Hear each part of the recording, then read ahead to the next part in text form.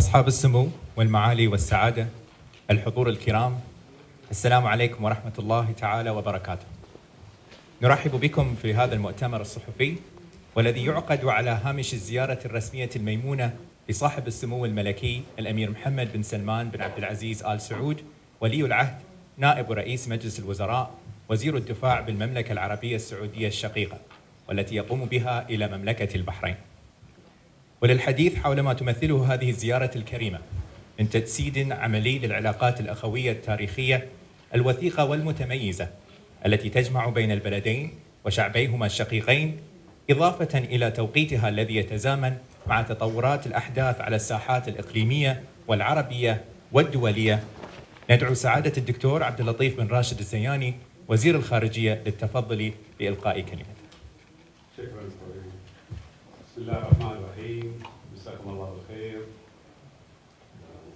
السمو عن في هالوقت نأخذكم في هالوقت تقاربكم، واسمحوا لي اني انا حقيقه ارحب واشكر سمو الامير فيصل وزير خارجيه المملكه العربيه السعوديه على مشاركته ويانا في المؤتمر وتلطف حقيقه وقبل، فشكرا سموك. أترك ساعة. ما قصرت. الله يحفظك. وما انا اشوف السعاده عندهم ان انت تكون معنا. وأنا سعيد بكم، الله يحفظك.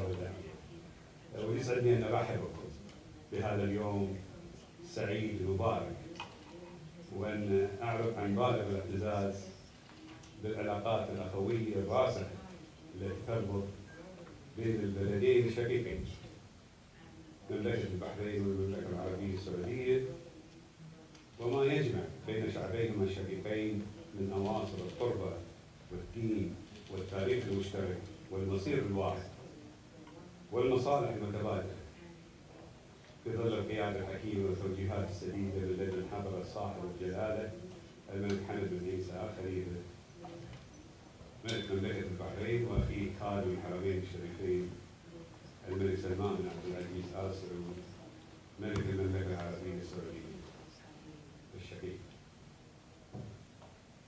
لقد عقد جلالة الملك المكدر جلسة مباحثات مع أخيه صاحب السمو الملكي الأمير محمد بن سلمان بن عبد العزيز آل سعود ولي العهد نائب رئيس مجلس الوزراء وزير الدفاع بالمملكة العربية السعودية بحضور صاحب السمو الملكي الأمير سلمان بن حمد آل خليفة ولي العهد رئيس مجلس الوزراء حفظه الله.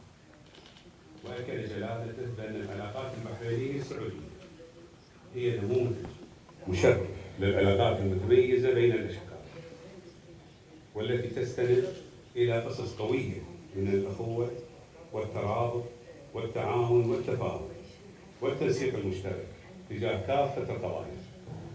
معربا جلالته عن اعتزازه بالوقفات التاريخية المشرفة التي تقفها دائما المملكة العربية السعودية تجاه مملكة البحرين وشعبها، وما تقدمه الشقيقة الكبرى من دعم أخوي متواصل للبحرين على مختلف المستويات، وهي مواقف تجسد علاقات المملكتين الضاربة في جذور التاريخ. كما أشاد جلالة الملك المفدى بالجهود والمساعي الخيرة للشقيقة الكبرى المملكة العربية السعودية بقيادة خادم الحرمين الشريفين رعاه الله لتطوير مسيرة العمل الخليجي المشترك وتعميق الترابط والتعاون والتكامل بين الأشقاء، ومثنيا جلالته على الدور المشهود الذي يطلع به صاحب السمو الملكي الأمير محمد بن سلمان بن عبد العزيز في خدمة مسيرة النهضة التنموية في المملكة الشقيقة وسعيه الحثيث نحو المزيد من التطوير والتقدم لصالح المملكة وشعبها الشقيق. كما بحث صاحب الجلالة الملك المفدى وصاحب السمو الملكي الأمير محمد بن سلمان بن عبد العزيز مستجدات الأوضاع التي تشهدها المنطقة ومجمل التطورات الإقليمية والدولية، إلى جانب عدد من القضايا التي تهم البلدين الشقيقين، حيث تم التأكيد على وحدة المواقف والمصير المشترك.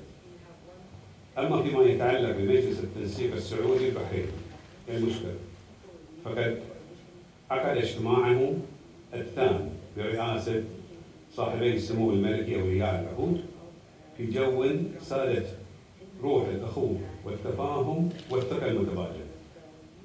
وأكد سموهما حفظهم الله على عمق العلاقات الأخوية الوطيدة بين البلدين والشعبين الشقيقين، والحرص والاهتمام المتبادل على تنمية وتطوير آفاق التعاون الثنائي بما يحقق المصالح المشتركة للبلدين والشعبين الشقيقين.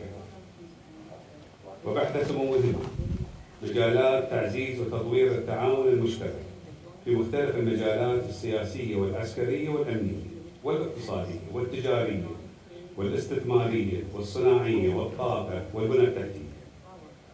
وعبر سموهما عن ارتياحهما حيال النتائج المتميزة التي تحققت من خلال اجتماعات لجان المجلس الفرعية المنبثقة منه. وفي هذا الإطار أعرب الجانبان عن تطلعهما إلى القمة الخليجية الثانية والأربعين التي ستعقد في الرياض في الأسبوع المقبل برئاسة خادم الحرمين الشريفين، وما سوف تسفر عنه بإذن الله من نتائج طيبة لتعزيز التضامن الخليجي وتحقيق المزيد من التعاون والتكامل. وقد قرر أصحاب السمو الملكي الموافقة على التوصيات والمبادرات التي رفعتها اللجان المختصة، ووجه حفظهم الله رؤساء اللجان لتنفيذها، كما تم إقرار الخطة الزمنية لعمل المجلس لعامين 2022 إلى عام 2023. وكذلك تم مناقشة موعد عقد الاجتماع الثالث لمجلس التنسيق السعودي البحريني في المملكة العربية السعودية بإذن الله. ودي أقول أن هذا كان باختصار، لكن هذه حقيقة بالفعل باختصار لما تم تغطيته، لأن ما تم تداوله كثير. آسف الله يطول عمرك على الإطالة، لكن يطول الأمور. أبدا الله يحفظك، وكفيت ووفيت، ولن أزيد على كلام معالي زميلي عبد اللطيف زياني إلا أن أثني على ما ذكر من أهمية هذه الزيارة وما تجسده من عمق العلاقة بين البلدين الشقيقين وتمام التلاحم وجوهرية التنسيق ووحدة المصير. وشاهدنا في المباحثات بين القيادتين اليوم عزيمة على تعزيز هذه الأواصر وعلى حقيقة رفع مستوى التنسيق في كافة المجالات، لا سيما الجانب الاقتصادي والتنموي والاستثماري، ولكن أيضا في الجانب السياسي. وهذا وضع علينا كمسؤولين في الجانبين مسؤولية كبيرة لمتابعة سير العمل لتحقيق تطلعات القيادتين إن شاء الله، وهي تطلعات عالية جدا لتحقيق مصلحة البلدين والشعبين الشقيقين.